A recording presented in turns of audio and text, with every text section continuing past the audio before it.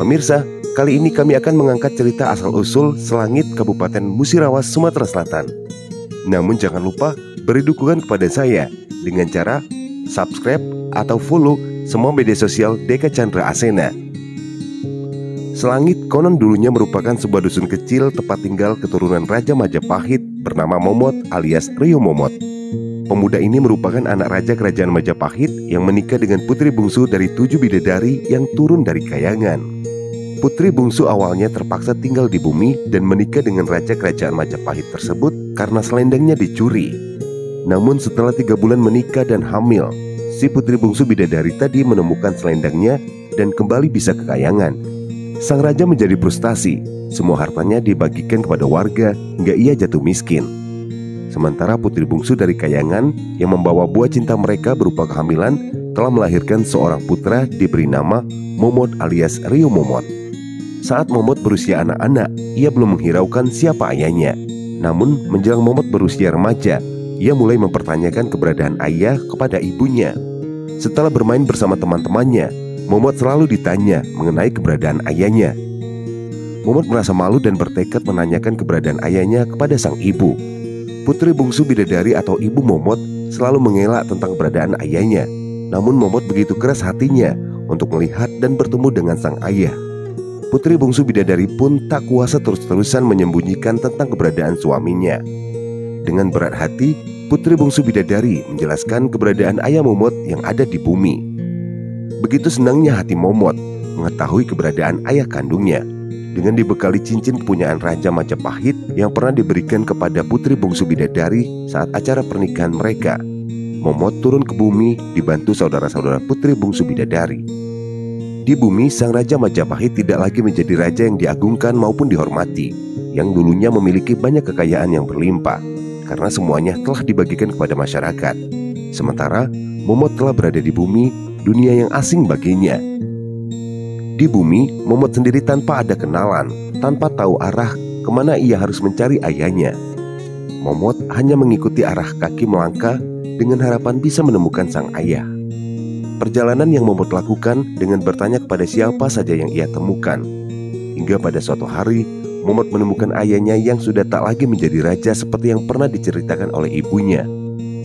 Pertemuan antara ayah dan anak ini dikarenakan cincin yang dibawa Momot yang merupakan pemberian ibunya dari kayangan. Setelah melihat cincin yang dipakai oleh Momot, sang raja langsung memeluk Momot dengan rasa rindu dan penasaran yang luar biasa. Namun Momot sendiri turun ke bumi, ia tidak bersama ibunya. Walaupun Momot sendirian, namun sang raja sejenak dapat melepas rasa sedihnya karena bisa melihat dan memeluk buah hatinya. Sang raja dengan kedatangan putra bungsunya, hari-harinya semakin menjadi ceria. Walaupun kebahagiaan belum sempurna, namun sang raja sejenak bisa melihat dan memeluk buah hatinya. Lebih dari 2 pekan Momot bersama ayahandanya. Di pekan berikutnya, Momot memohon izin kepada sang ayahanda untuk mengembara mencari pengalaman hidup di bumi ini. Terasa berat bagi sang raja mengizinkan putranya Momot untuk pergi mengembara meninggalkannya. Akan tetapi, demi untuk pengalaman hidup bagi sang putranya, sang raja pun akhirnya memberikan izin. Momot mendapatkan pesan dari sang ayahanda bahwa dalam perjalanannya ia harus menggunakan perahu mayang dalam menyelusuri pantai dan menyeberang lautan. Dan apabila tiba di suatu muara, maka Momot harus menimbang air yang ia lalui dan yang datang dari muara. Mana timbangan air yang lebih berat, kesanalah Momot harus meneruskan perjalanan. Ketika tiba di muara Sungsang, Momot menimbang air laut dengan air Musi. Setelah ditimbang, ternyata air sungai Musi lebih berat dari air laut. Demikianlah, berulang kali Momot menimbang air setiap bertemu dengan muara sungai. Di muara sungai Rawas, muara sungai Lakitan, ternyata sungai Musi lebih berat timbangannya. Ketika berada di muara Kelingi, sungai Kelingi lebih berat dari sungai Musi. Maka pilihannya jatuh pada sungai Kelingi. Di muara Beliti diketahui timbangan sungai Kelingi lebih berat. Pelayaran Momot pun diteruskan hingga ke hulu sungai Kelingi. Setelah tiba di Ulak Lebar, Momot berhenti berlayar dan tinggal di sana untuk beberapa lama. Di wilayah Ulak Lebar, Momot menumpang menetap di rumah Gindo Hilang Tengkulu. Lama-kelamaan, Gindo yang memiliki putri yang bernama Dayang Remalai dijodohkan dengan Momot. Tak lama menikah, Momot yang tujuannya untuk mengembara memohon izin kepada mertuanya Gindo Hilang Tengkulu untuk melanjutkan pengembaraannya mencari tanah lain untuk menetap. Gindo Hilang Tengkulu, mertua dari Momot, tidak bisa mencegah maksud Momot dan istrinya. Lantas Gindo pun merestui perjalanannya dengan berpesan Momot diminta membawa ayam beruge putih dan anjing kumbang.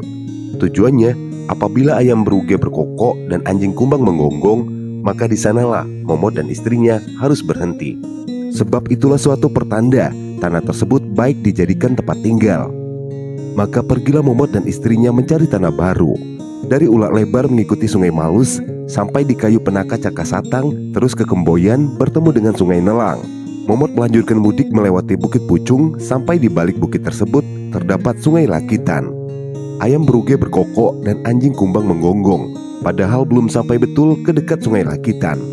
Di tempat tersebut terdapat tanah tumbuh atau tanah sarang semut. Tanah inilah yang digonggong anjing kumbang tersebut. Momot tertarik menggali tanah tumbuh tersebut hingga rata dengan tanah. Namun tiba-tiba muncul air dari tanah galian tersebut. Momot melaporkan temuannya kepada mertuanya Gindo Hilang Tengkulu. Gindo Hilang Tengkulu memberi nama tempat tersebut dengan sebutan Dusun Segera Muncar. Untuk sementara waktu, Momot dan istrinya mendirikan pondok dan menetap di tanah Segera Muncar. Di sekitar dusun terdapat Sungai Serut yang bermuara ke Sungai Suban, dan Sungai Suban bermuara ke Sungai Lakitan. Tepatnya, daerah ini pada masa sekarang dikenal dengan nama Selangit Tinggi. Di Sungai Serut banyak ikannya. Inilah yang membuat Momot dan istrinya paling senang menghabiskan harinya untuk mencari ikan. Ikan yang didapat sebagian dimakan dan sebagian lagi dibuat bekasam atau sejenis ikan yang difermentasikan. Ikan bekasam ini sering dijadikan oleh-oleh bagi Momot untuk mertuanya. Gindo Hilang Tengkulu memang sangat menyukai ikan bekasam yang dibuat dengan cara diawetkan dengan difermentasi di dalam guci atau tempat tertutup. Namun beban berat yang dibawa oleh Momot dan anaknya membuat sang mertua menyarankan agar ikan hasil tangkapannya tersebut dibuat ikan salai saja. Mereka belajar di Ulak Lebar cara membuat ikan salai.